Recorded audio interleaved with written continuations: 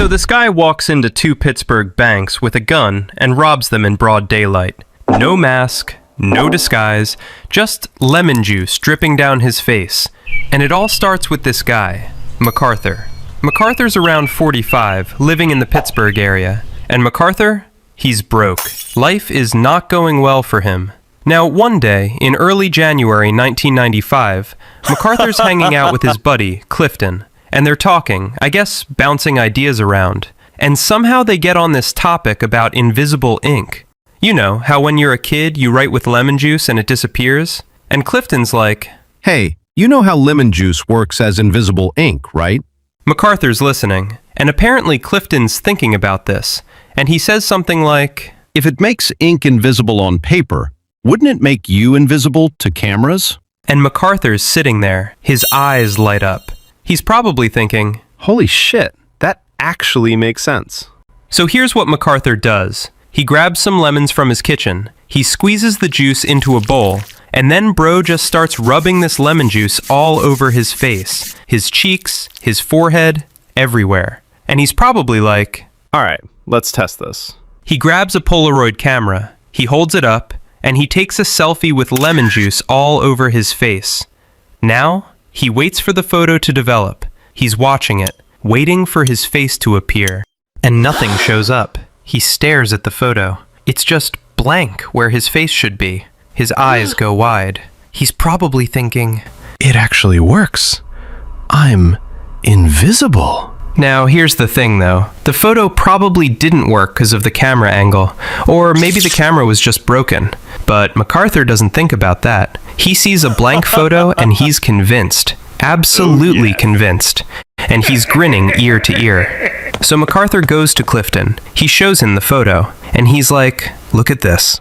It works. We're gonna be invisible. January 6th, 1995, early afternoon.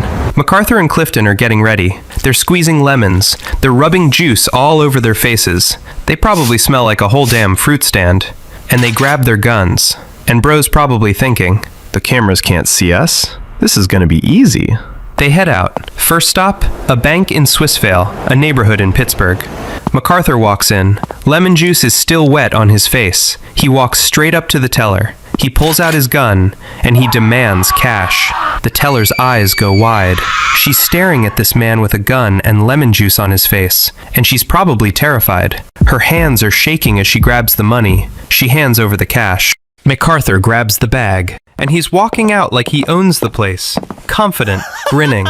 He's thinking, they can't see me. The camera's got nothing. And then boom, they hit another bank. Same day, same method. Lemon juice, guns, demands for cash. They walk out with more money, and McArthur's feeling unstoppable. He's probably like, this is the easiest thing I've ever done. But here's what McArthur doesn't know. The security cameras at both banks caught everything. Crystal clear footage of his face, lemon juice and all. Now the police get the surveillance tapes, and they're watching this footage. They see McArthur walk in, they see his face, they see him rob the bank. And the detectives are probably looking at each other like, this guy didn't even try to hide his face. The police send the footage to the local news stations, and that night, the 11 o'clock news airs the surveillance video, and the news anchor's like, police are looking for these two men who robbed two Pittsburgh banks today. McArthur's face is right there on TV, clear as day. People all over Pittsburgh are watching, neighbors are watching, and apparently someone recognizes McArthur. They call the police. So the cops now know who he is, they know where he lives. April 19th, 1995, a few months later, the police show up at McArthur's place. They knock on the door. McArthur opens it, and the officers are standing there, and they're like, McArthur Wheeler, you're under arrest for armed robbery.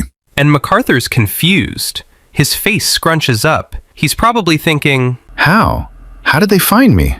They take him down to the station. They sit him down in an interrogation room, and the detective slides the surveillance photos across the table. Clear images of McArthur robbing the banks.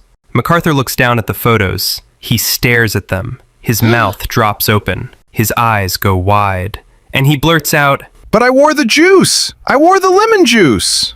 The detective's like, you wore what?